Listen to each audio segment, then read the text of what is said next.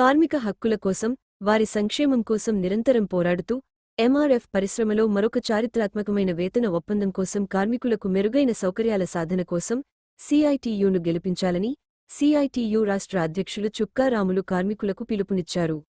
MRF పరిశ్రమలో union verification ఎన్నికల నేపథ్యంలో ఎంఆర్ఎఫ్ పరిశ్రమ సిఐటియు యూనియన్ గౌరవ అధ్యక్షులు ప్రవీణ్ కుమార్ అధ్యక్షతన గేట్ మీటింగ్ నిర్వహించారు. ఈ సమావేశానికి ముఖ్య అతిథులుగా సిఐటియు రాష్ట్ర అధ్యక్షులు చుక్కారాములు హాజరై రేపు జరిగే ఎంఆర్ఎఫ్ పరిశ్రమ ఎన్నికల్లో కార్మికుల సంక్షేమం, కార్మిక హక్కులు, వారి సౌకర్యాల కోసం సిఐటియు సంఘాన్ని గెలిపించాలని ఆయన పిలుపునిచ్చారు. ఈ పరిశ్రమలో కార్మికులను కంటికి రెప్పలా కాపాడుతూ సంఘం పనిచేసింది అన్నారు. అనేక సౌకర్యాలను కార్మికులకు సాధించి పెట్టడంలో సిఐటియు కృషి చేసింది అన్నారు. ఈ పరిశ్రమలో కార్మికులకు మరొకసారి చారిత్రాత్మకమైన వేతన ఒప్పందం సాధిస్తామని ఆయన అన్నారు. ఈ కార్యక్రమంలో సిఐటియు జిల్లా అధ్యక్షులు బీరం మల్లేశం, కార్యదర్శి జె సాయిలు, యాదగిరి, పెన్నార్ పరిశ్రమ ఎంప్లాయీస్ యూనియన్ నాయకులు మల్లేశం, సిఐటియు యూనియన్ నాయకులు పాల్గొన్నారు.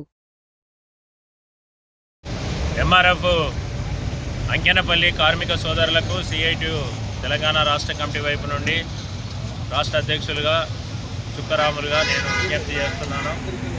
రేపు జరగబోయేటువంటి ఎన్నికల్లో సిఐటియు చుక్క గుర్తు మీద పోటీ చేస్తూ ఉంది. సిఐటియును అత్యధిక మెజారిటీతోటి గెలిపించాలని కార్మిక సోదరులకు నేను విజ్ఞప్తి చేస్తున్నాను. కారణం ఏంటంటే ఇప్పటివరకు ఈ కంపెనీలో బిఎంఎస్ వాళ్ళ నాయకత్వంలో ఒక ఒప్పందం జరిగింది.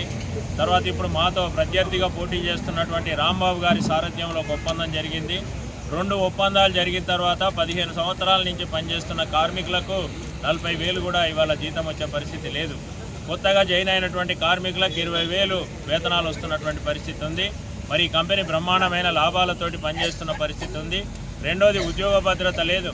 ఇప్పటికే మా యూనియన్లో ప్రారంభంలో జనరల్ సెక్రటరీగా ఉన్నటువంటి వ్యక్తి ఓ కారణం చూపించి ఈయన డ్యూటీకి వస్తలేడని చెప్పి టర్మినేషన్ చేశారు. రోజు టర్మినేషన్లే నడుస్తూ ఉన్నాయి. ఇవాళ ఇక్కడ ఉద్యోగ భద్రత, ఒక ప్రజాస్వామ్య వాతావరణం ఈ కంపెనీలో లేదు. అందుకనే మేము ఈరోజు కార్మిక వర్గాన్ని కోరుతున్నాం. సిఐటియు ఒక జాతీయ కార్మిక సంఘం.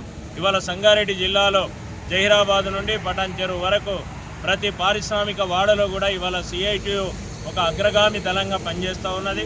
సిఐటియు నాయకత్వంలో చారిత్రాత్మకమైనటువంటి వేతన ఒప్పందాలు సాధిస్తున్నాం.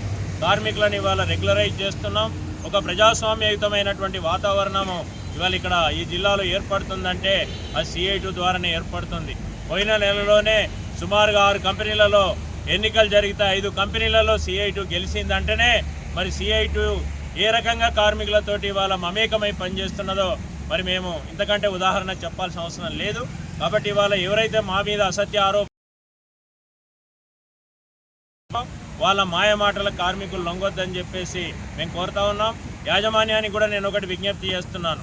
మీరు ఇక్కడ కంపెనీ పెట్టింది ఉత్పత్తి నడుపుకోవడానికి, మీ కార్మికులు అవసరం.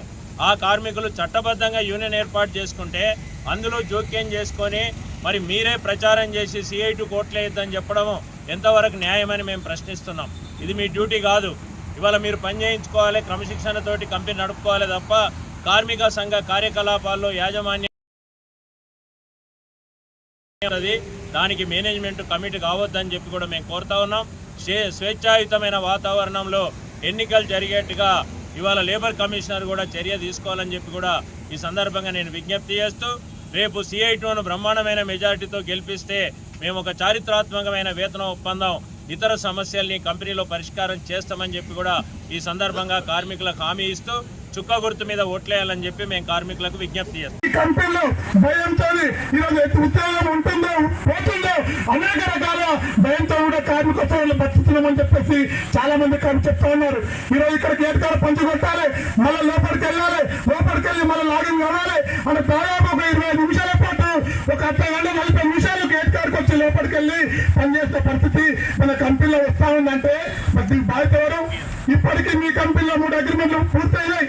కానీ గతంలో బిఎంఎస్ అగ్రిమెంట్ చేసినప్పుడు ఈ అగ్రిమెంట్ బాగాలేదని చెప్పేసి చాలా మంది కార్మిక సోదరులు రోడ్డు మీద ధర్నా చేశాం. అదేవిధంగా ఈ బిఎంఎస్లు పొడగొట్టి ఇంకో నాయకులు తీసుకొచ్చారు. వాళ్ళ అగ్రిమెంట్ బాగాలని చెప్పేసి వాళ్ళని కూడా మనం ఒడగొట్టి బిఎంఎస్ గెలిపించారు. మరి ఏం సాధించారు అంటే నిన్న చెప్తున్న నాయకుడు మేము అధికారంలో ఉన్నప్పుడు చాలా మంది కార్మికులని తీసేయకుండా కాపాడమని చెప్పేసి ఈ రోజు ఎన్నికలు జరుగుతూ ఉన్నాయి. 606 మంది 2025 సెప్టెంబర్ 30వ తారీఖు వరకు మీ కంపెనీలో 25 మంది కార్మికుల లిస్ట్ ఉంది. కానీ ఈ 4 నెలల్లో దాదాపు 15 మంది కార్మికులను ఈరోజు టర్మినేట్ చేసి భయపెట్టించి బయటకు పంపిస్తున్న యజమాని చెప్పేసి కూడా ఒక్కసారి కార్మిక సోదరులు గ్రహించాలి. మా యూనియన్ జనరల్ సెక్రటరీ వేరు ఏం తప్పు చేశాడు? యూనియన్ పెట్టాడు, కొట్లాడాడు. యూనియన్ కోసమే ఈ రోజు కంపెనీలో అనేక రకాల ఏ సమస్య ఉన్నా శక్తి మేరకు పనిచేస్తా ఉన్నాడు. కానీ ఎన్నికలు వస్తే మళ్ళీ సిఐటి వాళ్ళు గెలుస్తారు, సిఐటి గెలిస్తే యజమానులు ఒక ఆటలు సాగవు. కాబట్టి భయపెట్టడానికి మా నాయకులను భయపెట్టడానికి మా యూనియన్ జనరల్ సెక్రటరీని బయట పెట్టిన మీ అందరికీ తెలుసు. అయినా ఈ రోజు ఎంఆర్ఎఫ్ కార్మికులకు న్యాయం జరగాలి, సిఐటి ఉంటే న్యాయం ఉంటుందని చెప్పేసి నా ఉద్యోగం పైన పర్వాలేదు అని చెప్పేసి నేను ఈ రోజు శాయశక్తులు కూడా గెలిపే ప్రయత్నం చేస్తా ఉన్నాడు. అందుకే కార్మిక సోదరులారా ఈ రోజు ఆలోచించండి. ఈ రోజు సిఐటియు నీతిగా నిజాయితీగా ఈ ప్రాంతంలో జైరాబాద్ నుంచి పటంచేరు వరకు అనేక కంపెనీలలో కూడా సంఘాలు పెట్టి కార్మికులకు మెరుగైన సౌకర్యాలు చేత సంఘం సిఐటి సంఘాన్ని ఆదరించండి, చుక్కగుర్తులో ఓటేయండి.